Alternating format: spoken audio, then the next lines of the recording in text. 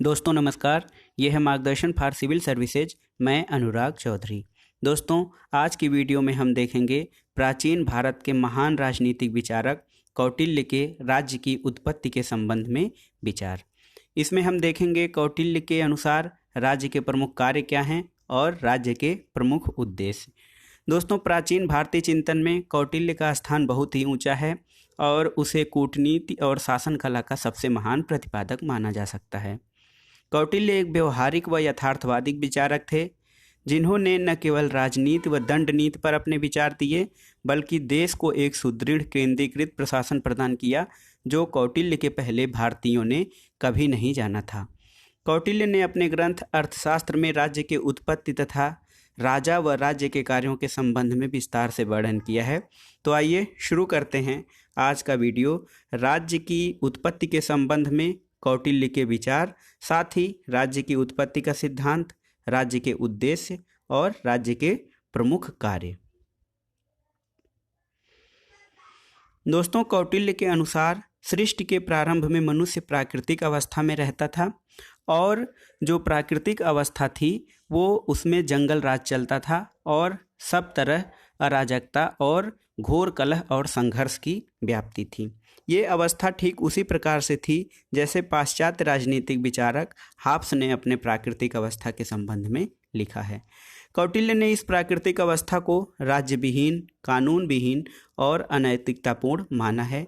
पूर्व काल में एक समय ऐसा भी था जब मत्स्य न्याय का प्रचलन था। जिस प्रकार से बड़ी मछली छोटी मछलियों को निरंतर अपना आहार और शिकार बना लेती है, उसी प्रकार उस युग में सबल मनुष्य निर्बल मनुष्यों को निरंतर कष्ट देते रहते थे और अराजकता की स्थिति से तंग आकर मनुष्यों ने विवस्वान के पुत्र मनु को अपना राजा स्वीकार किया। मनु और प्रजा के बीच एक समझौता या संविदा किया गया था। मनु और प्रजा के बीच एक समझौता किया गया जिसके अनुसार राजा को राज्य शासन चलाने के लिए अन्न की उपज का 6वां भाग, व्यापार द्वारा प्राप्त धन का 10वां भाग और हिरण्य की आय का कुछ भाग कर के रूप में देने का निर्णय किया गया। साथ ही इसमें यह भी स्पष्ट कर दिया गया था कि कर से प्राप्त धन का अधिकारी वही राजा होगा जो अपनी प्रजा को धन धान्य से सुखी रखेगा तथा उसकी बाधाओं और शत्रु आक्रमण से रक्षा करेगा। यानी कि कौटिल्य के समय में जो उस समय राजनीतिक या सामाजिक व्यवस्था थी, वहाँ समझौता सिद्धांत या संविदा सिद्धांत जैसी बात उनसे लोग अनभिज्ञ नहीं थे, यानी जानकारी थी, क्योंकि राजा और प्रजा के मध्य एक समझौता हुआ था वहाँ पे कि लोग अपने अन्न के उपज का 6वां भाग, व्यापार से प्राप्त आय का 10वां भाग राजा को देंगे और इसके बदले में राजा अपने प्रजा की सुख शांति तथा समृद्धि और उनकी शत्रुओं से रक्षा करेगा। इस प्रकार से यह समझौता एक द्विपक्षीय समझौता था। द्विपक्षीय समझौता इसलिए क्योंकि यह प्रजा और राजा दोनों के बीच हुआ था और इस समझौते से राजा और प्रजा दोनों ही बंधे हुए थे।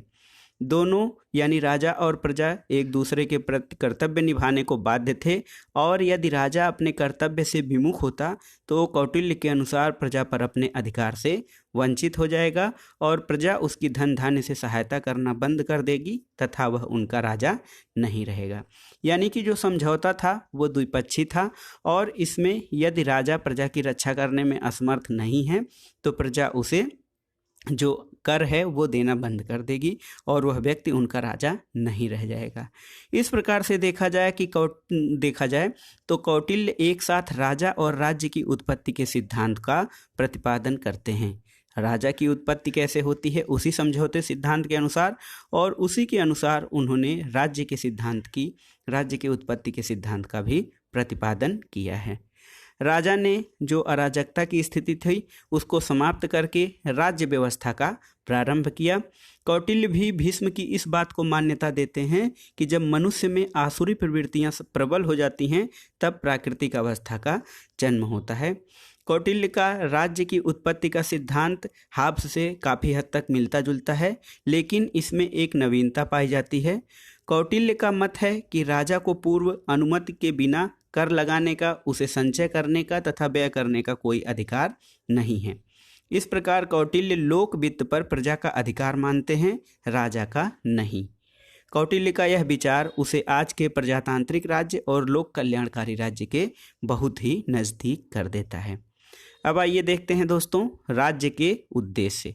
कौटिल्य ने अर्थशास्त्र में राज्य के कुछ प्रमुख उद्देश्य भी बताए हैं। अब जान लेते हैं कौन कौन से प्रमुख उद्देश्य हैं। तो राज्य के 3 प्रमुख उद्देश्य निर्धारित किए गए। ये 3 प्रमुख उद्देश्य हैं। इसमें पहला है आंतरिक शांति और सुरक्षा स्थापित करना, दूसरा है राज्य की बाहरी शत्रुओं से रक्षा करना, और तीसरा उद्देश्य राज्य का था कि प्रजा की सुख समृद्धि के लिए कल्याणकारी कार्यों की व्यवस्था करना। एक प्रकार से देखा जाए तो ये तीनों ही उद्देश्य वास्तव में एक उद्देश्य के 3 भाग हैं, और मुख्य उद्देश्य प्रजा का हित, उसकी सुरक्षा और समृद्धि में सहयोग करना है। कौटिल्य का कहना है कि प्रजा के सुख में ही राजा का सुख है, यानी कि राजा तभी सुखी हो सकता है जब उसकी प्रजा सुखी हो। कौटिल्य राजा और राज्य में कोई भेद नहीं करता है, वह राजा और राज्य को एक दूसरे के पर्यायवाची के रूप में मान्यता देता है। अब आइए देखते हैं दोस्तों कौटिल्य के अनुसार राज्य के कार्य कौन कौन से हैं। कौटिल्य के अमूल्य ग्रंथ बहुमूल्य ग्रंथ अर्थशास्त्र के अंतर्गत राज्य के कार्यों में राज्य विस्तार को सर्वप्रथम स्थान दिया गया है। इसके अतिरिक्त राज्य को अपने क्षेत्रों में शांति और सुरक्षा स्थापित करने के साथ साथ प्रजा हित में महत्वपूर्ण सामाजिक, आर्थिक और न्यायिक कृत्य भी करने आवश्यक होते हैं। कौटिल्य के अनुसार राज्य के कार्यों का विवरण इस प्रकार है। सबसे पहला जो महत्वपूर्ण कार्य है वह है राज्य विस्तार। कौटिल्य राज्य को एक जीवित सावयव यानी कि लिविंग आर्डर मानते हैं। जिस प्रकार से एक सजीव सावयव का क्रमशः विकास होता है, उसी प्रकार राज्य का और उसके अंग का भी क्रमिक विकास होते रहना उसके अस्तित्व के लिए अत्यंत ही महत्वपूर्ण है।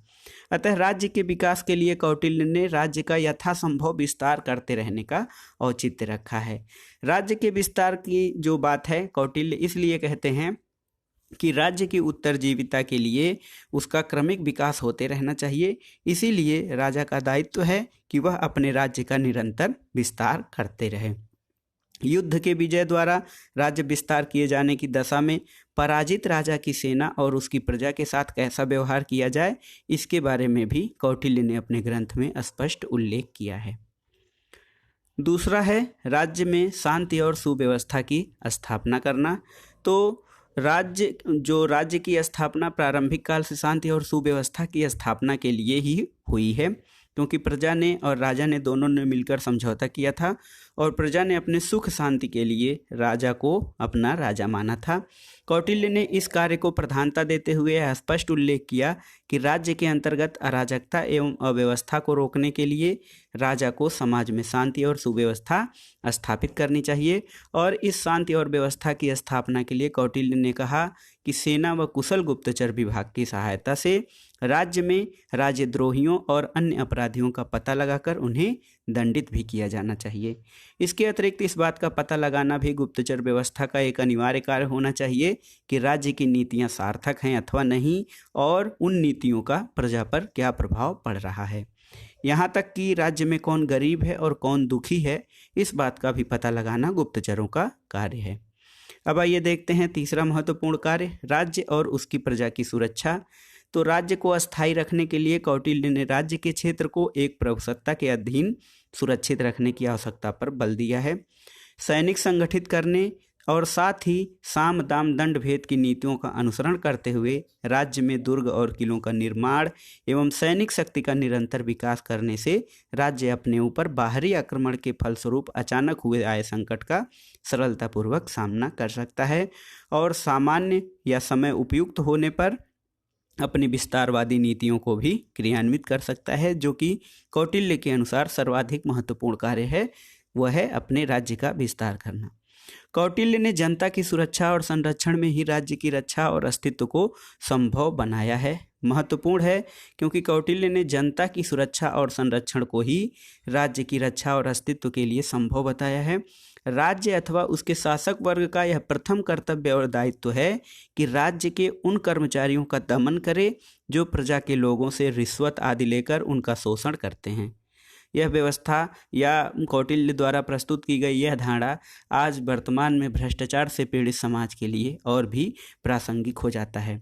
राज्य के साहूकारों और व्यापारियों पर भी सतर्क दृष्टि एवं नियंत्रण रखा जाना चाहिए, ताकि वे न तो अधिक ब्याज और मुनाफे के नाम पे जनता से अधिक धन न लूट सकें और न ही किसी प्रकार का शोषण कर पाएं। कौटिल्य का मत है कि ऐसा करने से प्रजा की राज्य के प्रति आस्था बढ़ेगी और देश के कोने कोने में शांति और व्यवस्था बनी रहेगी। राज्य के कुछ आर्थिक कार्य भी हैं। इनमें मुख्य रूप से राज्य को सुचारू रूप से संचालन के लिए राज्य के पास धन होना चाहिए, यानी कोष की व्यवस्था राज्य के संचालन के लिए बहुत ही आवश्यक है। किसी भी राज्य की उन्नति तभी संभव है जब उसकी आर्थिक स्थिति अच्छी हो। सभी प्रकार से राज्य को मजबूत और सुखी संपन्न बनाने के लिए राज्य में कृषि व्यवस्था, व्यापार और उद्योग धंधों का विकास किया जाना चाहिए और इस दृष्टिकोण से राज्य को अपने विभागाध्यक्षों की नियुक्ति के माध्यम से कृषि, व्यवसाय, पशुपालन और औद्योगिक संस्थानों के नियंत्रण एवं विकास में दक्ष करना चाहिए। राष्ट्रीय व्यापार के विकास के लिए राज्य में देशी एवं विदेशी व्यापार का संतुलन रखना भी कौटिल्य ने आवश्यक माना है। और सबसे महत्वपूर्ण बात ये कि लोक कल्याण के हित में राज्य लोगों के व्यक्तिगत कार्यों में भी हस्तक्षेप करके उन्हें सीमित कर सकता है, यानी किसी को भी उद्दंडता करने का या उच्छृंखलता का अधिकार नहीं दिया जा सकता है। लोक कल्याण के लिए राज्य लोगों के व्यक्तिगत कार्यों में हस्तक्षेप और उन पर नियंत्रण स्थापित कर सकता है। इससे यह स्पष्ट हो जाता है कि राज्य प्रशासन के क्षेत्र में कौटिल्य व्यक्तिवाद का समर्थन नहीं करते हैं। पांचवा कार्य है राज्य के सामाजिक एवं सांस्कृतिक कार्य। कौटिल्य व्यक्ति के विकास के लिए राज्य को ही उत्तरदायी ठहराते हैं। उनका विश्वास है कि मानव एक सामाजिक प्राणी है और वह अपनी उन्नति तथा विकास के लिए समाज पर निर्भर रहता है। अतः कौटिल्य ने एक स्थान पर यह स्पष्ट किया है कि समाज के विकास को ही ध्यान में रखते हुए राज्य को सामाजिक एवं पारिवारिक संबंधों की व्यवस्था एवं रक्षा करनी चाहिए। यही कारण है कि कौटिल्य ने अपने ग्रंथ अर्थशास्त्र में निर्धन व्यक्तियों एवं दीन दुखियों की सहायता करने पर विशेष बल दिया है। शिक्षा के विकास के संबंध में कौटिल्य का मत है कि राज्य को चाहिए कि वह इस दिशा में विशेष रूप से ध्यान दे। इसके लिए कौटिल्य ने ब्राह्मणों को पर्याप्त सहायता एवं शिक्षा अनुदान देने का सुझाव रखा है, ताकि वे अधिक से अधिक लोगों को ज्ञान दे सकें और शिक्षित कर सकें।